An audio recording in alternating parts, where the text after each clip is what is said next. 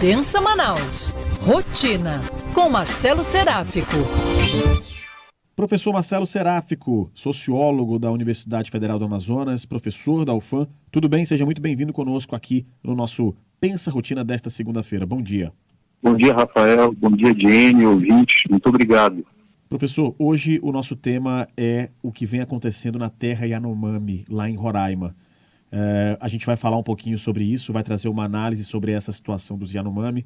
Nós já noticiamos aqui que a Força Nacional de Saúde desembarca hoje, segunda-feira, lá em Roraima, para levar atendimento aos indígenas Yanomamis que sofrem com desnutrição e doenças. Imagens que são devastadoras que circularam o mundo inteiro mostram o que está acontecendo por lá. Bom, de acordo com o Ministério dos Povos Indígenas, 570 crianças Yanomami morreram de fome nos últimos 4 anos. Sobre esse tema, teremos hoje o seu comentário, teremos a sua análise. Professor, vamos lá. Rafael, eu acredito que haja pelo menos 2 dimensões desse gravíssimo problema que precisam ser abordadas, né? Uma primeira, mais imediata, diz respeito à catástrofe humanitária, vinculada ao que aparece para nós como um problema de saúde indígena, né, relativo à subnutrição e à morte de crianças, mas também de adultos, por conta da privação de acesso às suas condições materiais de existência. Então, essa é uma questão que está sendo enfrentada já com a mobilização, né, do aparato público para minimizar, digamos, o sofrimento daqueles indígenas que resistem, permanecem vivos.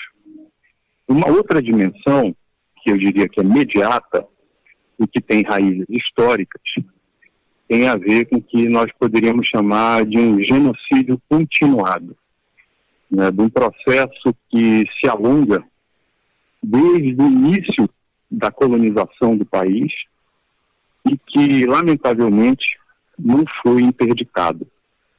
Nesse sentido, os fatos a que nós temos tido acesso não são nem novos, né, e nem, portanto, surpreendentes, no sentido de que muitas entidades, dentre elas cito o Conselho Indigenista Missionário, mas também o Instituto Socioambiental, várias entidades indígenas, vêm denunciando desde há muito tempo esse tipo de situação que decorre não apenas do que eu acabo de chamar de privação das condições materiais de vida, mas fundamentalmente de processos que levam a essa afetação.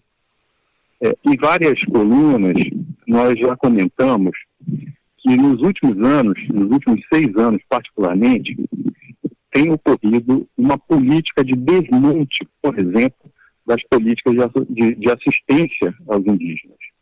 Esse desmonte implica, de um lado, a fragilização, quando não pura e simplesmente a liquidação, da política de saúde, da política de educação, da política de proteção às terras indígenas, e, por outro lado, um estímulo sistemático a práticas predatórias, tanto do ambiente quanto das vidas dessas pessoas. Então, nós estamos diante de um processo que, em diversos momentos, conta, se não com a ação sistemática e pensada de entidades públicas e privadas, conta pelo menos com silêncio e com omissão. É uma situação inaceitável, é uma tragédia humanitária, e é necessário que aqueles que têm participação direta e indireta sejam investigados, porque não se trata apenas de um problema nutricional, né? Não se trata apenas de um problema pontual que apareceu subitamente agora. Se trata de uma coisa que marca a história do país, a história da sua formação e o modo pelo qual parte do seu povo é tratado, pela qual parte do seu povo é vista como dispensável, como não constituindo a nação. Isso é gravíssimo, né, porque indica que algumas camadas da sociedade negam dignidade humana a parte dos brasileiros, a parte dos grupos que constituem a nação brasileira.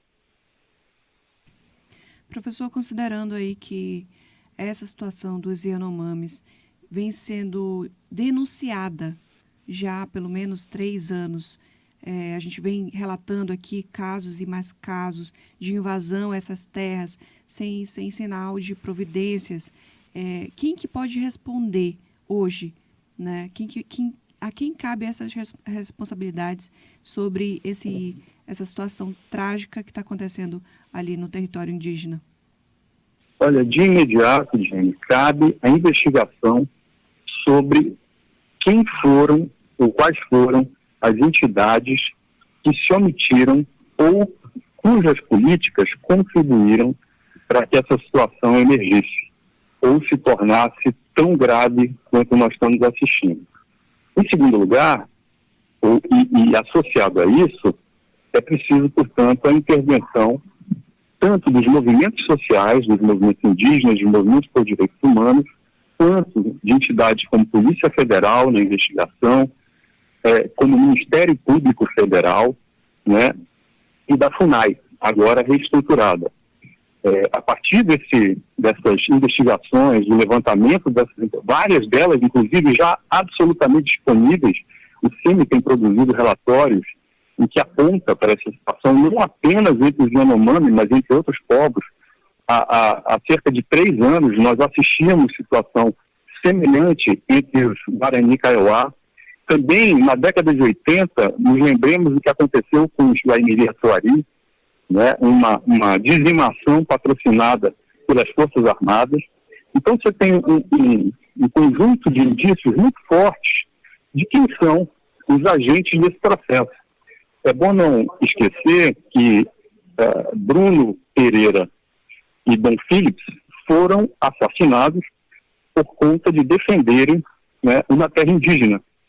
Mas assim como eles, recentemente, 3 lideranças foram assassinadas também no Mato Grosso. Então você tem um processo que envolve interesses vinculados ao garimpo, vinculados à expansão da fronteira agrícola, portanto, do agronegócio, né, que, em certo sentido, procuram primeiro, de forma criminosa, eliminar aquilo que consideram, ou aqueles que consideram, obstáculos a seus interesses específicos. E depois dessa eliminação, procuram dar ares de legalidade a essa brutalidade, sistematizando a produção e organizando cadeias produtivas. Então, é uma situação bastante delicada, porque envolve interesses os mais diversos e boa parte deles não são visíveis de imediato. Professor Marcelo Seráfico, muito obrigado pela participação conosco, obrigado pela coluna de hoje. A gente vai continuar, claro, tratando deste assunto e vai ser sempre uma honra tê-lo conosco aqui com muita informação, com muita análise e com reflexão aqui na Band News Difusora FM. Um grande abraço. Um abraço, Rafael. Boa semana a todos. Boa semana a todos nós. Muito obrigado.